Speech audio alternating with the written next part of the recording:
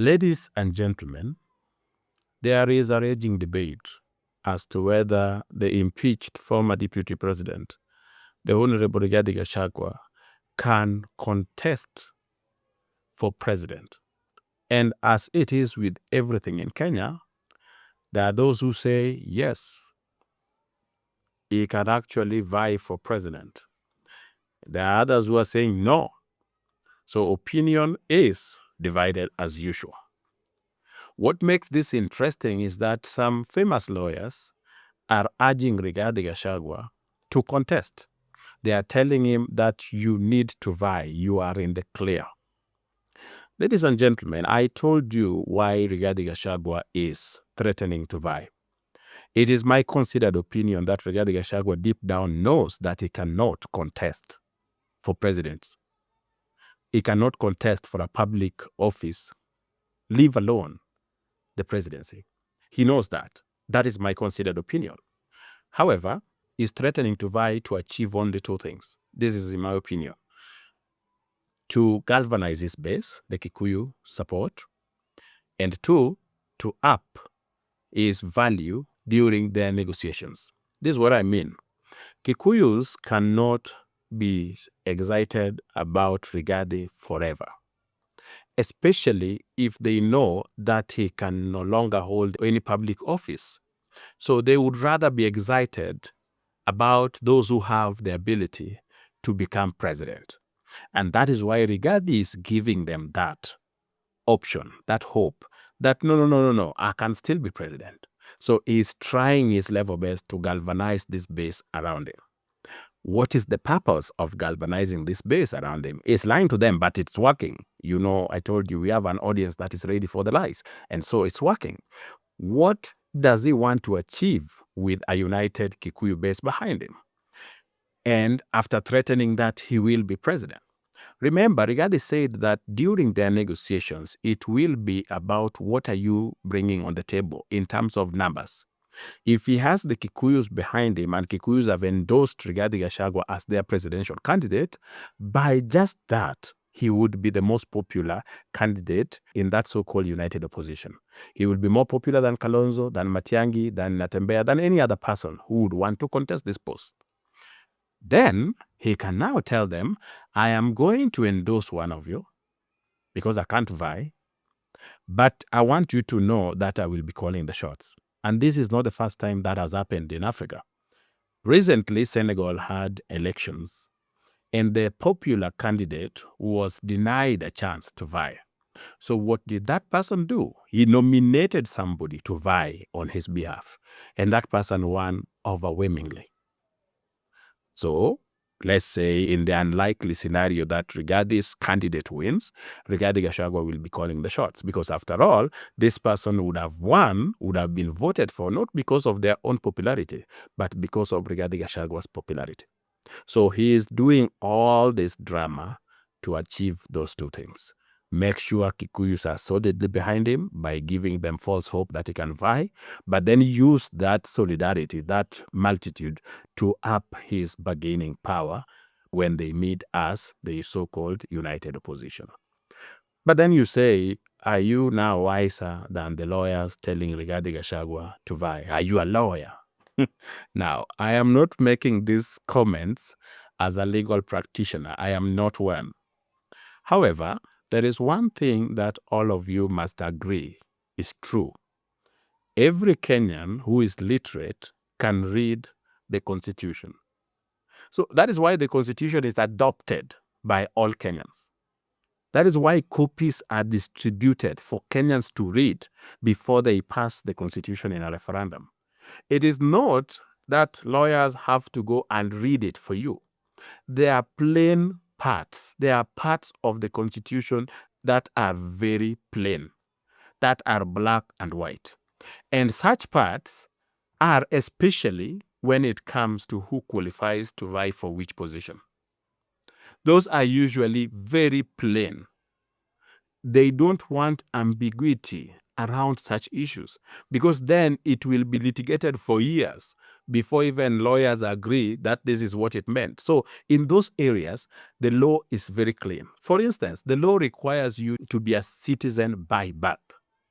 So you can't say that means something else, that it doesn't mean being born in Kenya. No. It means that being a citizen by birth means that you were born in Kenya. And it also says you cannot have dual citizenship. You can't say that does not mean I cannot be a citizen of America and still vie here. No. It means you can't. So these are very plain directives in the Constitution. Now, ladies and gentlemen, I want to read something for you, and I'll also link it in the description below. If you go to the website of the Office of the Registrar of Political Parties, they list qualifications and requirements for each and every positions in Kenya, especially elective positions. And they begin with the president. So like I said, they said the qualifications for you to be a president in Kenya begins with things like Kenyan citizen by birth, you must be a registered voter, you must meet the moral and ethics requirements of Leadership and Integrity Act. There are so many, but there are two at the bottom. Like I said, I'll share the link in the description below so that you can go through it. It says must not have been found after due process. Listen to this. Must not have been found after due process to have abused or misused state or public office or contravened Chapter 6 of the Constitution, and must not have been dismissed or removed from public office, including by impeachment, for contravening the provisions of Articles 75, 76, 77, and 78 of the Constitution. Ladies and gentlemen, it says here, one of the qualifications is that you can't be somebody who had been removed from office through impeachment. But then lawyers argue that, you see, what you don't understand is that Rigathi Gachagua has not exhausted all appeal options. That means he has not been accorded the due process, and they can use that leeway to vie for president. Impeachment is not a legal process. It is a political process. You are not impeached by the courts. I want you to understand this. The courts don't impeach you. Neither do the courts confirm your impeachment. The courts can only correct the process. This is something that Kenyans forget. What the courts can do when it comes to impeachment is to question the process that was followed to get rid of you. So in the case of Wambora, he would go to court and say that the process that was followed, not by the Senate, but by the Assembly, was not right. And in two instances, the court nullified his impeachment and he continued serving. Why? Because the process was questioned. That is the thing here. Rigathi Gachagua filed over 40 cases to question the process. And then all these cases were brought together under a bench. And that bench of the High Court ruled that the process was okay. Yes, Rigathi Gachagua went to court to stop the process of his impeachment. And the bench that sat down said that the process was okay. You need to understand that. And to prove that the process was okay, guess who came to swear in Rigathi's replacement? None other than the president of the judiciary, the Honorable Martha Koome. Yes.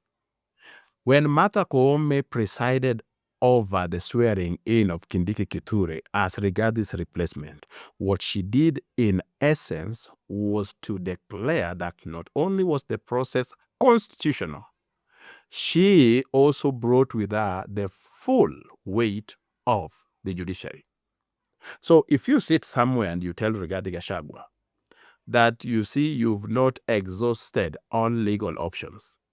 The question is, where is Gachagua going to prosecute these options of appeal?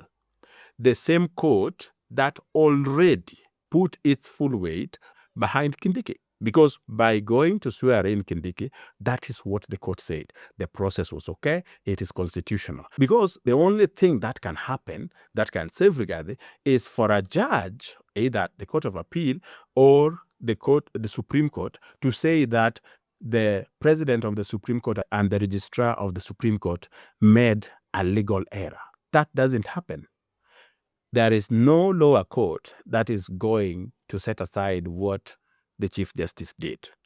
So if Rigathi is seated there and waiting for a court to rule otherwise, it won't happen.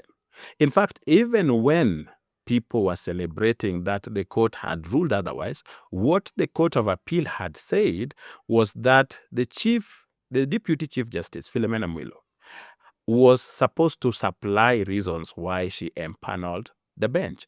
Note that the decisions of the bench were null and void. This is the bench that said that the process of impeaching Rigathi Gachagua was okay. What they questioned was, and that is what these people had appealed, by the way. They had not appealed the decision of the bench. They had appealed the formation of the bench.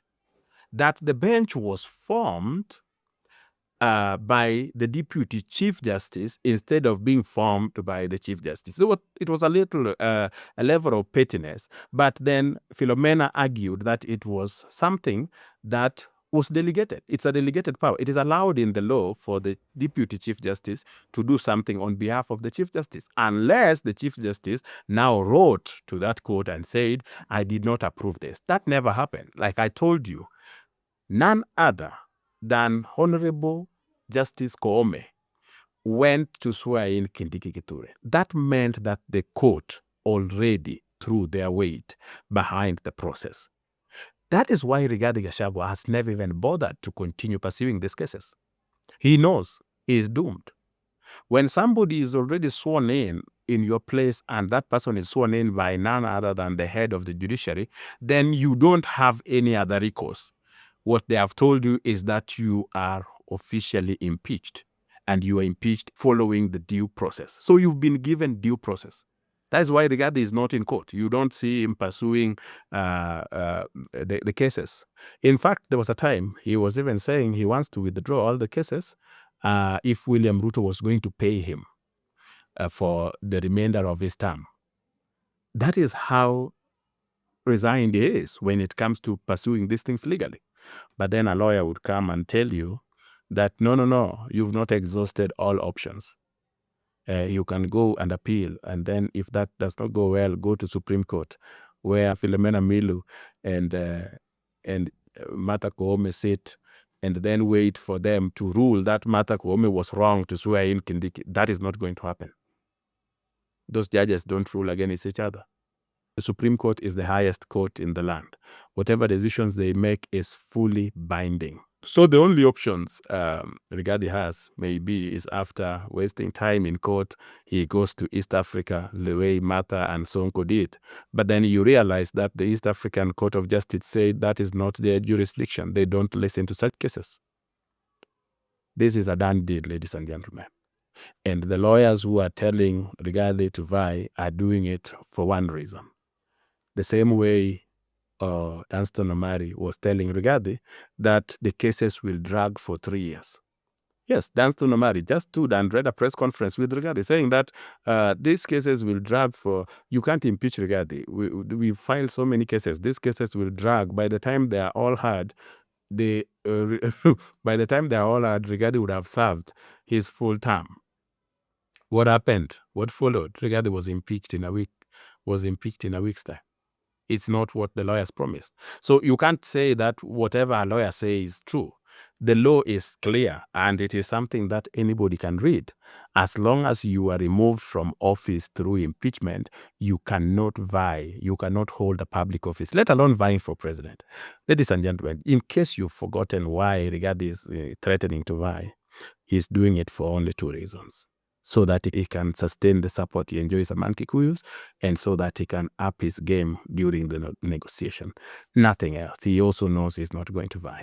But in the worst case scenario, let's say a miracle happens and Rigathi Gachagua is cleared to vie, then expect the likes of Mike Sonko, the likes of Waititu, any other deputy, Kawira Mwangaza, any other deputy who has been impeached, any other governor who has been impeached, expect them to demand to be allowed to vie, because you cannot have two sets of laws. You cannot have laws for Rigathi Gachagua and have laws for the likes of Mike Sonko. If you are impeached, you can't hold public office. Rigathi Gachagua was impeached. But ladies and gentlemen, I want to hear from you on this matter. Perhaps I'm seeing things from a different angle, and you have another angle that could be helpful. Let's hear what you're saying in the comment section. Otherwise, if you want more on why Rigathi Gachagua is threatening to vie, watch this video.